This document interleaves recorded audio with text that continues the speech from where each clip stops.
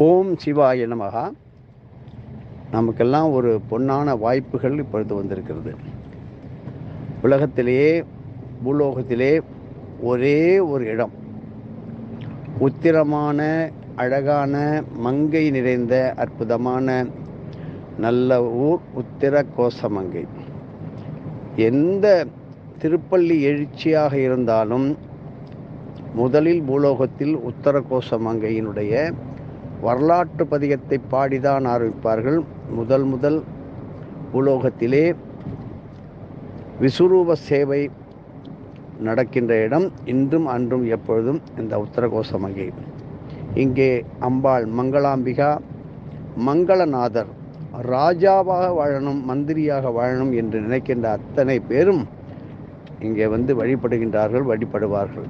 இந்த உத்தரகோசமங்கையிலே உள்ள தீர்த்தமானது சக்தி வாய்ந்த மங்கள தீர்த்தம். இந்த தீர்த்தத்தினுடைய ஒரு ரகசியம் என்ன அப்படின்னு கேட்டால், இந்த தீர்த்தத்திலே உள்ள ஆழக்கிணறில் அற்புதமான ஒன்று. இதுக்கும் அந்த திருப்புலானி சேது சமுத்திரத்துக்கும் உள்ள அண்டர்கிரவுண்ட் தொடர்பு, பூமியடி நீரோட்டம் உண்டு. இன்னும் இங்கே மீன்களை விட்டால் ஒரு 15 வினாடிக்குள்ளே அந்த சேது கரைக்கு வந்து சேர்ந்துடும். அப்படிப்பட்ட தொடர்பு உள்ள அற்புதமான சமுத்திர தொடர்பு உள்ள ஒரே ஒரு தீர்த்தமானது உத்தரகோசமங்கை. இந்த காலத்திலே கடல் வழி பயணம், ஆகாய மார்க்கம், நாடு விட்டு நாடு, தேசம் விட்டு தேசம் செல்வதற்கு இந்த ஊரில் உள்ள 11 சிவலிங்கத்தை தரிசனம் செய்து அபிஷேக ஆராதனைகள் செய்து முறையாக பிரார்த்தனை செய்து வெளியூருக்கு வெளி தேசத்திற்கு சென்று வருகின்றவர்களுக்கு நல்ல விதமான தெய்வீக விசா கிடைப்பதற்கு அற்புதமான நாள். மேலும் இந்த இடத்துல ஒரு பெரிய அற்புதம் நடக்க இருக்கின்றது. வருடத்தில் ஒரே ஒரு முறை இந்த அற்புதமான திவ்ய தரிசனமாகின்ற நடராஜர் மார்கழி மாதத்திலே திருவாதிரை நட்சத்திரத்திலே ஆருத்ரா தரிசனத்துக்காக இந்த நடராஜரை திறந்து வைப்பார்கள் பார்வைக்காக. அதுவரையும் ஒரு நாள் இந்த நடராஜரை தரிசிக்கலாம். இங்கே மேளவாத்தியம் வாசிப்பது வழக்கம் கிடையாது. மத்தளம் தட்டினால் மரகதம், தெரிந்து கொள்ள வேண்டும். இங்கே மேளவாத்தியம் கிடையாது. இங்கே ஓதுவார் கூட கொஞ்சம் பார்த்து ஓதுவாங்க. அப்படிப்பட்ட சக்தி வாய்ந்த நடராஜர். இந்த நடராஜருக்கு நம்முடைய திருக்கைகளினாலே சந்தனம் அரைச்சி கொடுக்கணும்னு எத்தனையோ பேர் பிரார்த்தனை பண்ணியிருப்பீங்க, வேண்டியிருப்பீங்க. அந்த வாய்ப்பை நமது வாத்தியார் கொடுத்து விட்டார். இன்று மதியம் 2 மணி முதல் திங்கட்கிழமை காலை 11 மணி வரை சென்னை அகஸ்திய விஜய கேந்திராலயம் தெற்கு மாட வீதி சாகாஸ் காம்ப்ளெக்ஸில் ஏற்பாடு செய்யப்பட்டு 1 மணி நேரத்துக்கு முன்னாடி தான் நமக்கு அந்த உத்தரகோசமங்கை அந்த மகாராஜா வீட்டிலேருந்து செய்தி வந்து, முன்பு ஒரு காலத்திலே வாத்தியார் இருக்கும்போது பண்ணோம்.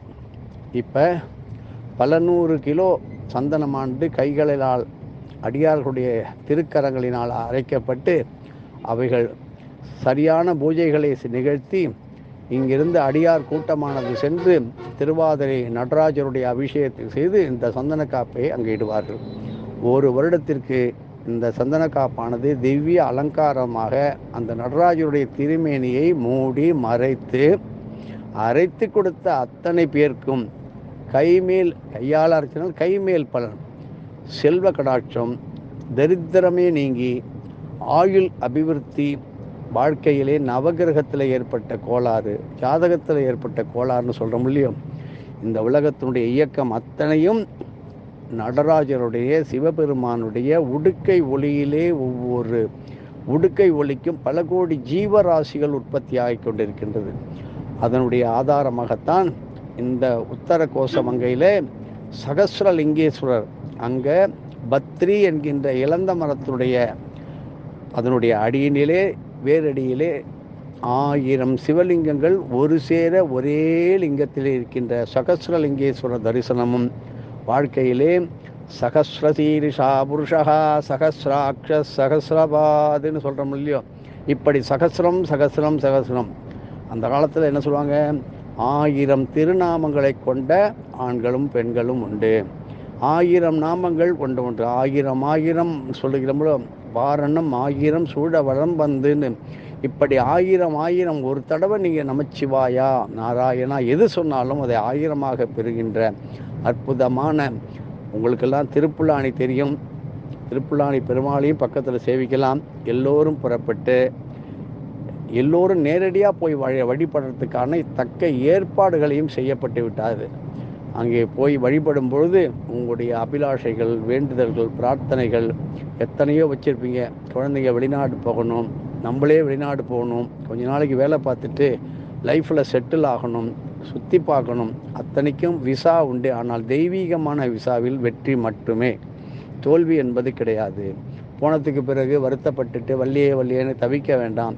இப்படிப்பட்ட ஒரு அற்புதமான இந்த நடராஜருடைய நாம் அங்கே பார்த்தால் அங்கேயும் மரகதலிங்கத்துக்கு அபிஷேகம் பார்க்கலாம்.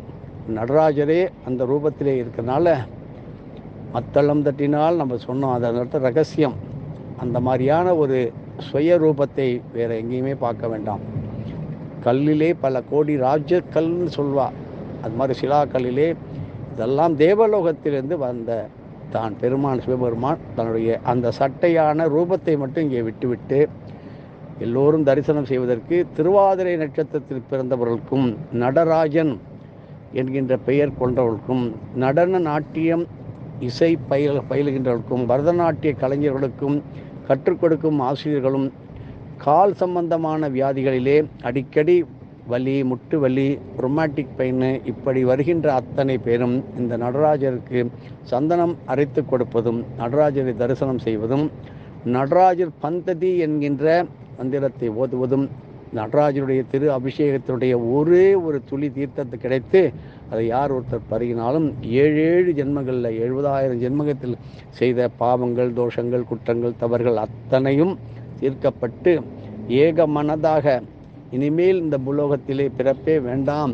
அப்படின்ட்டு மனசார நினைக்கிறவர்களுக்கு முக்தியும் கொடுக்கின்ற, சக்தியும் கொடுக்கின்ற, நல்ல புத்தி சக்தி, முக்தி சக்தி எல்லாத்தையும் கொடுக்கின்ற அற்புதமான திரு நடராஜருக்கு நாம் செய்வதற்கு என்ன பாக்கியம் செய்தோமோ நமக்கு ஒரு வாய்ப்பானது வந்துவிட்டது. ஒவ்வொரு தடவையும் நமக்கு கிடைப்பதில்லை. வாத்தியார் இருக்கும்போது கிடைச்சது ஒரு தடவை, இந்த தடவை மீண்டும் நமக்கு. ஏனால் அடியார்கள் உண்மையாக நமது அகஸ்திய விஜய அடியார்கள் மிகவும் விலை உயர்ந்த சந்தன கட்டைகளை வாங்கி திருக்க அரங்களால் அரைத்து அதற்கான மந்திரங்களை ஓதி ஜெபித்து அதை புனிதமான கங்கை நீரை அரைத்து அதை கொடுப்பார்கள் என்கின்ற உண்மையான அபிப்பிராயத்தை கொண்டு விட்டதனால் நமக்கு அந்த உத்தரவானது வந்துள்ளது. ஆகினால் இப்பொழுதே நாம் புறப்பட்டு எந்த காரியம் எப்படி இருந்தாலும் சரி, நான் நடராஜருக்கு சந்தனம் அரைச்சி கொடுத்தேன்னு நீங்கள் தைரியமாக சொல்லிக்கலாம். சில சமாச்சாரத்தில் சொல்லவே கூடாது. ஏன்னா அந்த சந்தன கட்டியை தொடர்றதுக்கே பாக்கியம் இருக்கணும். அதனால் நீங்கள் போய் அரைச்சி மட்டும் கொடுத்துட்டு வந்தாலே வரும். ஆனால் உத்தரகோசமங்கை புறப்பட்டு எதிர்காலத்திலே எந்த விதமான சோதனையும் இல்லாமல், வேதனையும் இல்லாமல், சந்தோஷத்தை மட்டும் கொண்டு வாழ்வதற்கு உத்தரகோசமங்கை மரகத நடராஜரை தரிசிப்பதற்கு ஏகாந்தமாக ஒரு நாள் மட்டும் அந்த நடராஜருக்கு அபிஷேகமாகும் நேரம் மட்டும் அப்படியே சும்மா சொல்லுமே, மரகத மாணிக்க வீணை, மரகத வீணை, அந்த மாதிரி மரகத நடராஜரை நாம் தரிசிக்கும் பொழுது நமக்கு வேறு எதுவுமே சிந்தனை வராது. அப்படிப்பட்ட திவ்யமான சாந்த சுரூபமாக திருவாதிரையில் பிறந்தாலும் திருவோணத்தில் பிறந்தாலும் அங்கே சிவனாகவும் இங்கே பெருமாளாகவும், திருவாதிரைக்கு திருவாசகத்திற்கும் திருவாதிரைக்கும் உருகாதார், வேறு எதுக்கும் உருக மாட்டார் என்று சொல்வார்கள். எவ்வளதோ காரணத்தினால திருவாதிரையில் பிறந்தவர்கள் படாத பாடுபடுறாங்க, இல்லைன்னா படுத்துவாங்க, ரெண்டும் உண்டு. அவர்களும் சரியாகுவதற்கு இந்த ஆருத்ரா தரிசனம், ஆருத்ரா அபிஷேகத்தை பார்ப்பது இந்த பூலோகத்திலே பிறந்ததற்கான கோடான கோடி ஜென்மங்களில் பார்க்க வேண்டிய பாக்கியை ஒரு சேர பார்ப்பதற்கு அழைக்கின்றோம் வாருங்கள் என்று வாதியாருடைய திருவடிகளை நினைத்து, எதுவும் என்னுடையதல்ல அனைத்தும் உடையதே அருளாளா அருணாச்சலா என்று பார்ப்போம். எல்லோரும் புறப்படுங்கள், தொடர்பு கொள்ளுங்கள். உங்களுக்கு அதற்கான வழிவகைகள் தெரியும். ராமநாதபுரம் மாவட்டத்திலே உத்தரகோசமங்கையானது இருக்கின்றது. எல்லோரும் புறப்பட்டு சென்று தரிசனம் செய்து 11 சிவலிங்கத்தை தரிசனம் செய்வது மிக மிக அவசியம், முக்கியம். அபிஷேக ஆராதனை அர்ச்சனைகள் மாலை வஸ்திரம் சாத்தி வழிபடுவதனால் மானம் போகின்ற பிரச்சனை வரவே வராது. குபேர செல்வம் யோகம் கிடைக்கின்ற அற்புதமான நடராஜரை தரிசனம் பண்ணி மங்கள சக்தி இந்த மங்களாம்பிகை மங்களமே உண்டு என்ற மங்கள ஓசை எழுப்புகின்ற மங்கள ஒளி கிடைக்கின்ற மங்களநாதரை வழிபட்டு வெற்றி பெற வேண்டும் என்று எதுவும் என்னுடைய அனுப்பி அவளால்